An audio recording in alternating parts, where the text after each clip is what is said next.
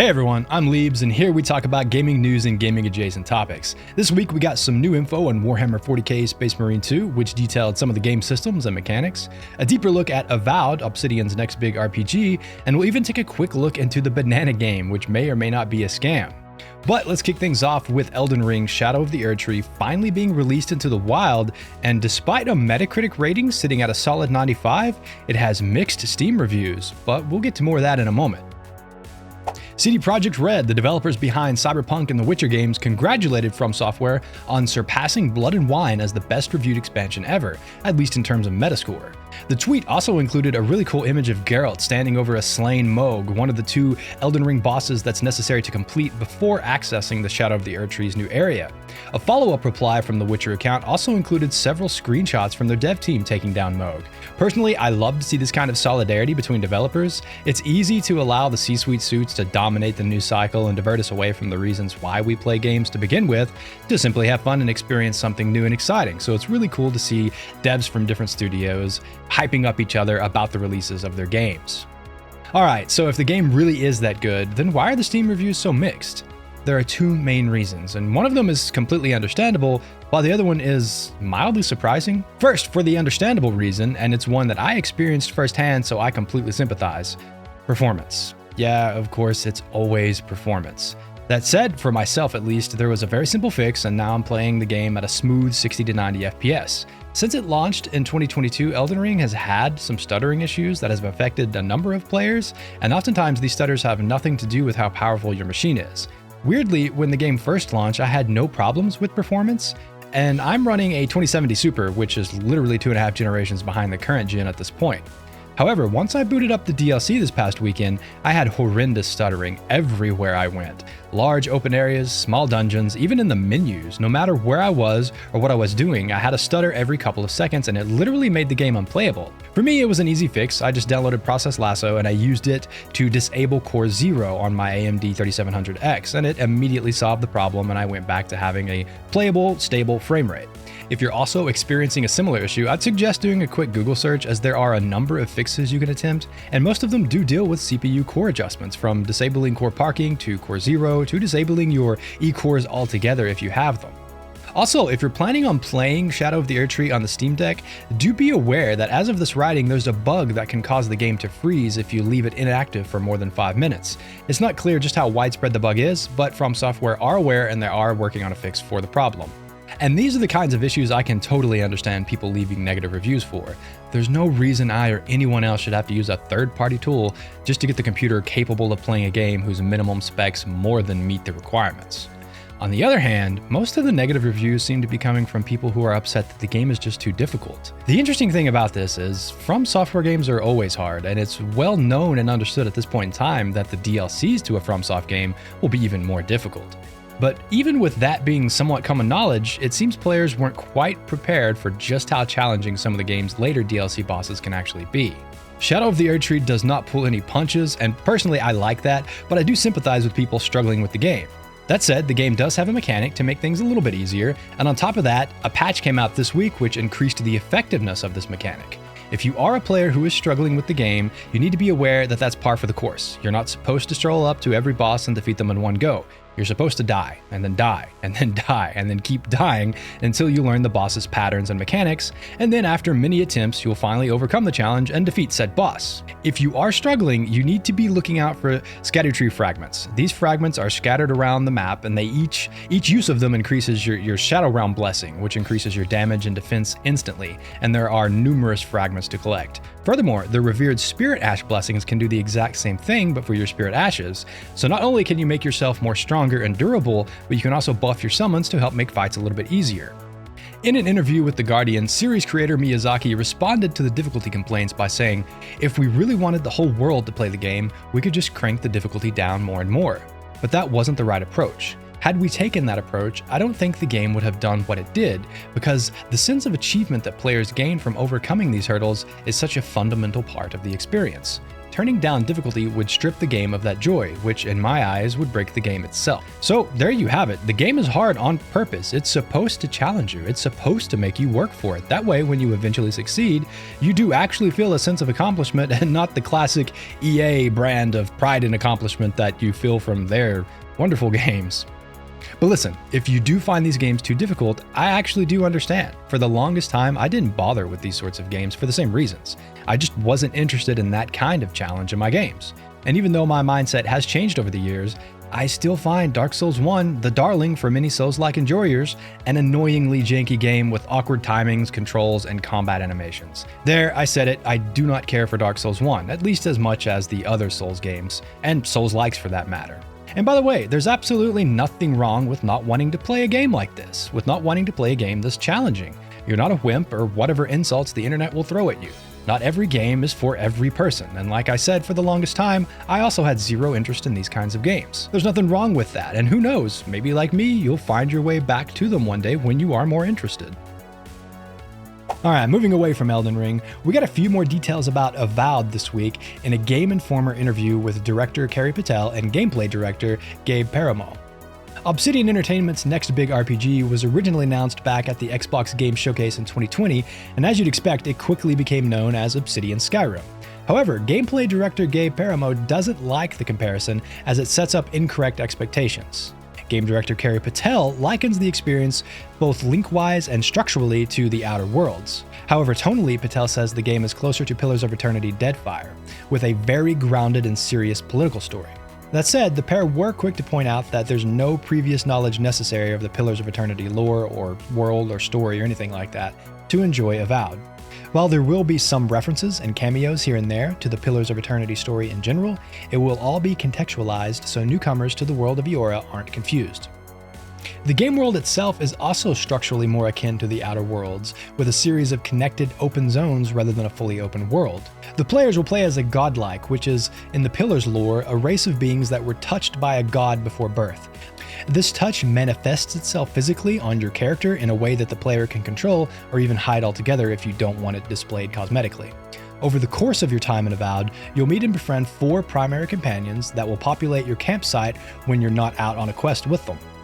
When you are out on a quest, you'll choose 2 companions to accompany you, but occasionally you'll be required to take a specific companion for story purposes. Once you're back at the campsite, you can further get to know your companions by engaging with them directly or listening to their banter with other companions. We also learned that there won't be any romance options in Avowed, which kind of surprised me.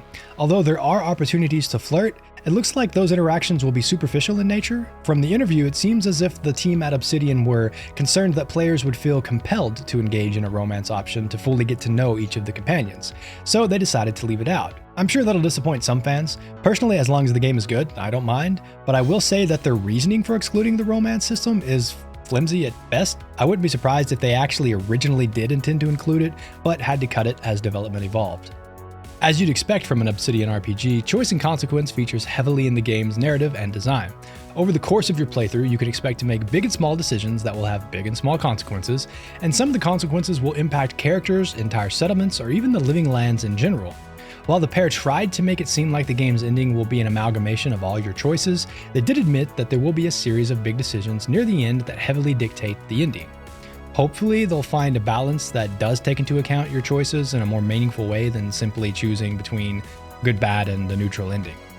In the interview, they did touch on a handful of smaller, more mechanical aspects of the game, such as the ability to swap between first and third person, though they did point out that the game's primarily designed to be a first-person game.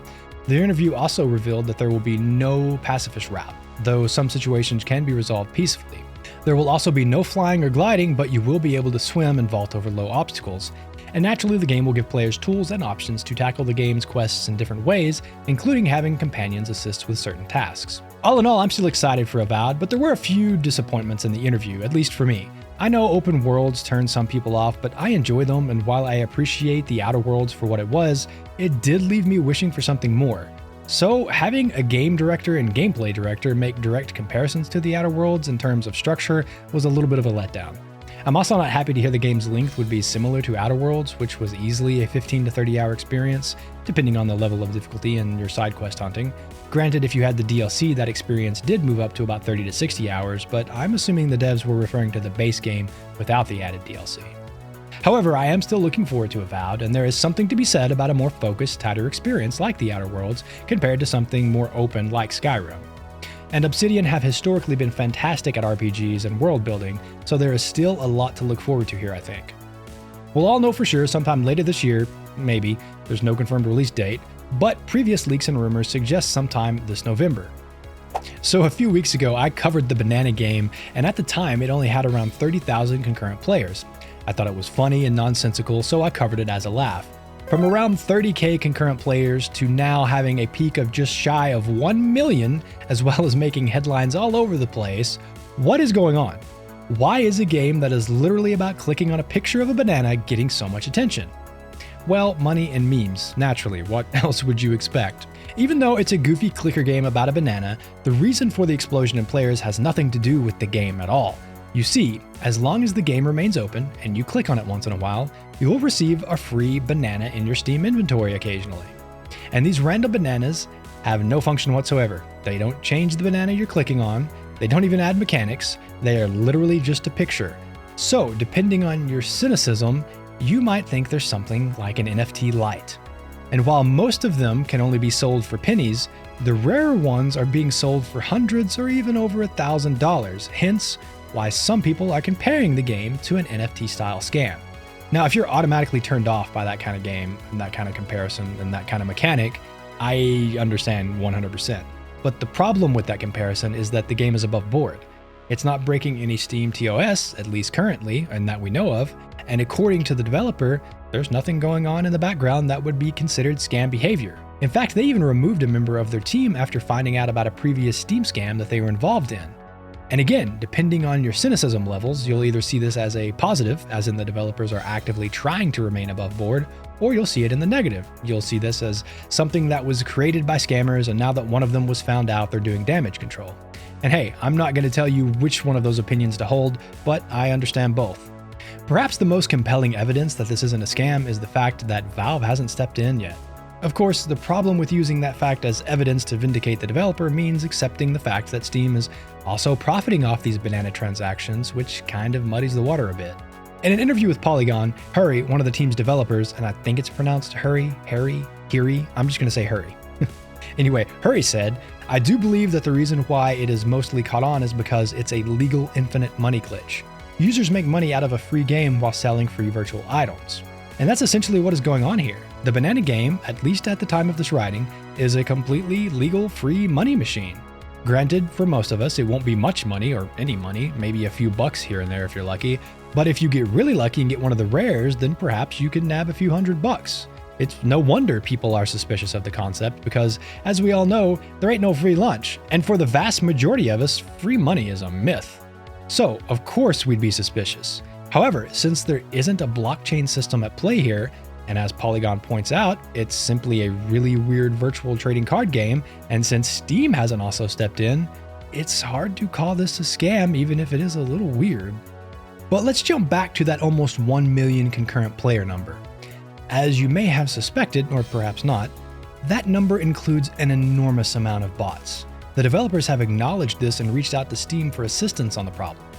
In one instance, Hurry said that only about a third of the numbers were real players, and this was back when the overall player count was still around the 200,000 mark. So now there is no telling how many of those 1 million players are actually real people. It should also be noted that there's currently no way for us to know what's going on behind the scenes. Are the bot accounts created and propagated by the devs to make their banana market more visible and thus more desirable to partake in? Are the devs actually the ones buying and selling the bananas for the same reasons?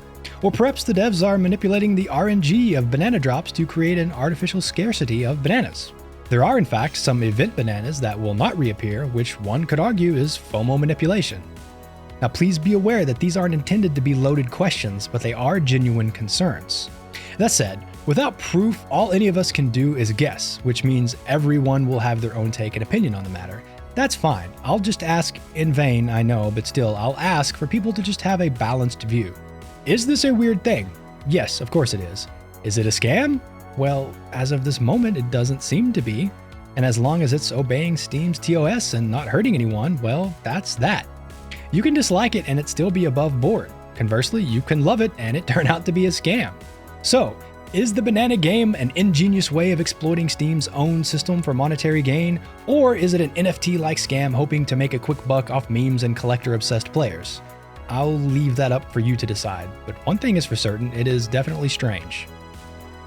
In a quick update regarding Black Myth Wukong, news of its delayed Xbox release has led to some interesting speculation. Developer Game Science's impressive-looking action-adventure game inspired by the classic novel Journey to the West was originally announced for the PC, PS5, and Xbox Series X and S, but during its Summer Game Fest reveal, we learned that the Xbox version was delayed. And not too long afterwards, the game's FAQ page was updated to say that the cause of the delays was to improve optimization for Xbox consoles. However, when Windows Central reached out to Microsoft about the delay, a representative responded saying, "We're excited for the launch of Black Myth Wukong on Xbox Series X and S and are working with Game Science to bring the game to our platforms. We can't comment on the deals made by our partners with other platform holders, but we remain focused on making Xbox the best platform for gamers, and great games are at the center of that." Now, the important part there is we can't comment on the deals made by our partners with other platform holders. This would seem to suggest some kind of exclusivity deal is in place for the PlayStation, which would further feed into rumors surrounding the game. And seeing as how the Xbox Series S has long been a problem for developers porting games to the console, it makes perfect sense that Sony would stay quiet about the deal and allow that negative rumor to cause problems for their competition. Microsoft also doesn't make a habit of responding to situations like this, which makes their on-the-nose response to Windows Central even more telling. But for now, only Sony, Microsoft, and Game Science know the truth of the matter. Although the situation definitely smells of industry politics, there's no way for us to really know the real reason. Regardless, Black Myth Wukong is shaping up to be a great game, and we'll know for sure this August 20th on PC and PS5, with an eventual Xbox version coming down the road. Saber Interactive revealed some more details of their highly anticipated Space Marine 2 just hours after I wrapped up last week's video, so I wanted to cover it here as this is one that's been on my radar for a very long time now. In the gameplay overview trailer, creative director Oliver Hollis-Leck spends about 6 minutes breaking down some of what we can expect from the third-person action shooter. Set about 100 years after the previous game, players will take control of Demetrian Titus, a recently demoted ultramarine who sets out on a mission to reprove himself in the eyes of his Space Marine comrades by killing mountains of Tyranids. The campaign can be played solo or with 2 other players who take on the role of his battle brothers Chiron and Gadriel. The game's engine will allow for hundreds of actual enemies on screen at any single time, and it looks absolutely amazing. As you battle through the Tyranid swarms, you'll eventually make your way back to the battle barge, which serves as a hub in between missions. On the barge, you'll speak with NPCs to learn about missions and general lore, review new missions, and prepare for the next by tweaking loadouts and upgrades. Once your boots are on the ground, you'll be balancing your attacks with ranged and melee actions, with melee finishers replenishing your armor, keeping you alive for a bit longer. And of course, the classic chainsword, melter rifle, and thunderhammer will all be available to cut, shoot, and crush the Tyranid swarms. Outside of the campaign, the game will feature an Operations mode and an Eternal War mode. Operations are co-op replayable missions in which you pick from one of 6 classes, each with their own unique abilities, and you can also customize their look. Playing these missions nets you more cosmetics and unlocks, as well as currency to spend at the barge for even more unlocks and upgrades. Conversely, the Eternal War mode is a 6v6 PvP mode that features Deathmatch, Seize Ground, and Capture and Control match types. Deathmatch is self-explanatory, while I gather Seize Ground is something of a King of the Hill match type, while Capture and Control looks like it's similar but with a shifting control point that changes as the match progresses. As with the other modes, you'll gain XP to spend on unlocks the more you play. So yeah, this game just keeps getting better and better, and I'm more and more hyped for it, and thankfully we'll be able to dive into the Swarm this September 9th on PC, PS5, and Xbox Series X and S. This week's State of the Industry is slightly less horrible than usual. Well, aside from the disgusting sauna meetings and unpaid developer story. If you haven't seen that yet, I've got a video that's dedicated to covering that bizarre situation already, so be sure and check that out. But for now, let's take a look at a few other pieces of industry news that happened this week. Last week I covered Paradox Entertainment's shutdown of Paradox Tectonic, the developers creating the Sims competitor Life by You. In that video, I expressed my frustrations at Paradox's leaderships, but also acknowledged that sometimes games just aren't coming together and they need to be axed if there's no strategy to move forward and nothing's working. Though I did point out that ending the game's entire development is one thing, completely shuttering the studio and its employees is another thing entirely. Shortly after that story aired, a former Life by You developer, designer Willem Delventhal, spoke out on LinkedIn giving his side of the story, and surprise, surprise, it's different significantly than the rationale we were given by Paradox's leadership. In the original post on Paradox's forums, Deputy CEO Matthias Lilja wrote of the closure. Though a time extension was an option, once we took a pause to get a wider view of the game, it became clear to us that the road leading to a release that we felt confident about was far too long and uncertain. However, according to developer Delventhal on his LinkedIn, I cannot share specific numbers, but I can say that we had an internal metric we were aiming for that had been approved, and that we exceeded that number by a significant portion. We also got a thumbs up a few weeks before launch. Then 2 weeks before launch, we were told we wouldn't be launching. And just now that we've lost our jobs, we were only informed of this via a public announcement. That's just atrocious. Delventhal went on to say that the development team was not informed of why they were closed. Rather, they spent a month in purgatory trying to find out what they could do to launch the game with basically no communication from leadership. And then, weeks later, the game is axed 2 feet from the finish line, or at least the early access line.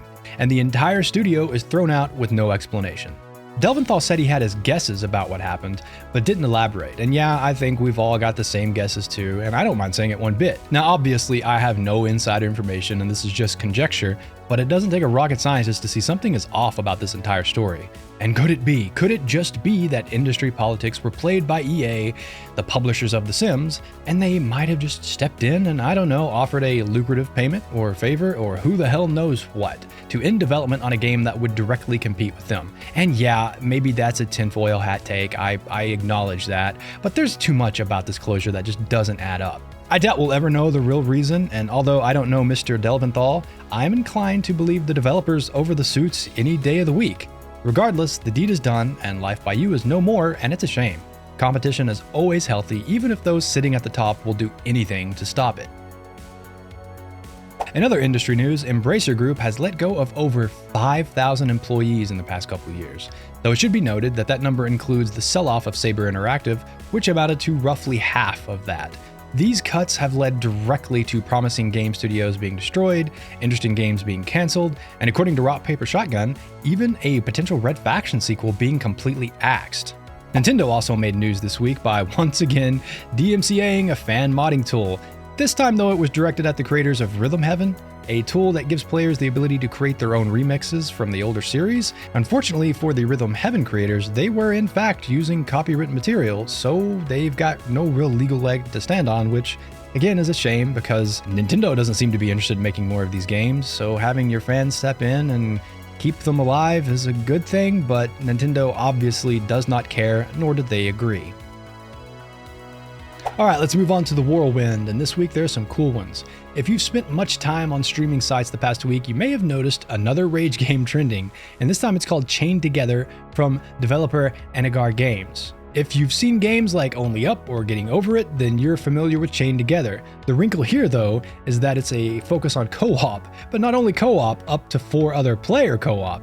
So imagine Pico Park's collaborative chaos, but with Only Up's tedious and challenging go.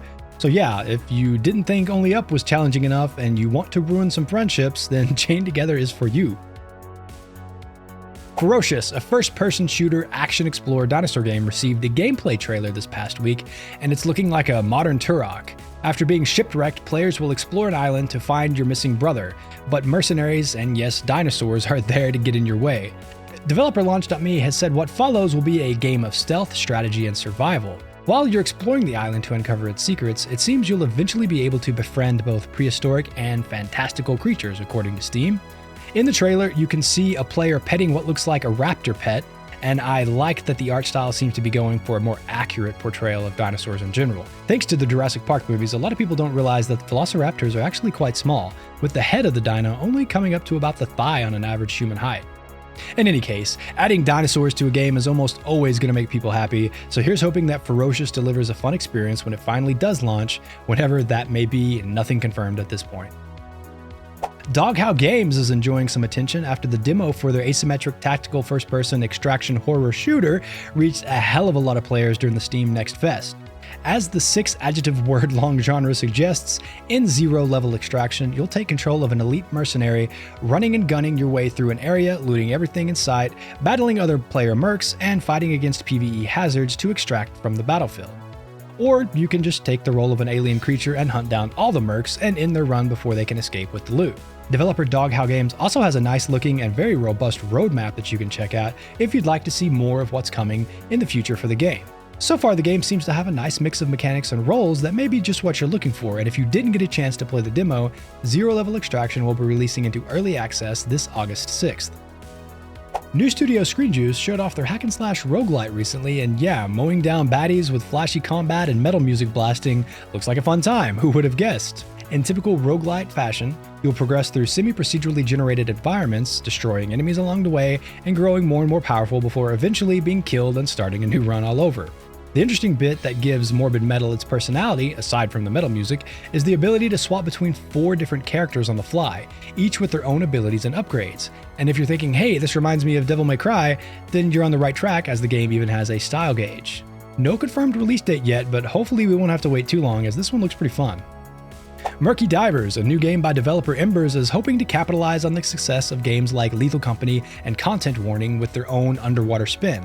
In Murky Divers, you and a team of 3 others dive to the bottom of the ocean to clean up all the dead bodies from an abandoned corporate research lab. The corporation in question, PharmaCorp, needs you to help cover up their failed experiments, and it's your job to get it done. Naturally, those failed experiments won't be taking too kindly to your invasion of their turf, and you can also expect other environmental hazards to deal with on top of managing your oxygen supply. But even just getting to one of the many research labs isn't without its risks, as you and your team will be expected to pilot a sub to the location using sonar to guide your way while avoiding any creepy creatures patrolling the deep. Other familiar mainstays such as upgrades, proximity voice chat, and 3D audio will all feature into the online multiplayer game. Murky Divers is currently available in early access with a very positive rating from about 500 users at this time, and as always, since it is early access, just make sure you know what you're buying before you take the plunge. Here's another neat looking early access game that recently launched. Screwdrivers, from developer Creact Studios, is a physics-based vehicle crafting racer with a big focus on customizing your vehicle's drivetrain. The Steam page has this to say: build cars with combustion or electric engines, or maybe both. You design the powertrain using axles, gears, and suspensions to get the power from the engines through the wheels and onto the asphalt. Whether you build rear-wheel drive or power all 30 wheels of your speed machine, as long as you engineer a gear transmission, you're guaranteed to go. It's definitely an interesting looking mechanic and has a lot of room for creativity, and apparently Steam Early Access players mostly agree, as it's currently sitting around mostly positive with a little over 400 reviews at this time. Hey, this is kind of cool. The original Resident Evil is now on GOG, and I don't mean the remake, I mean the actual 1997 PC port.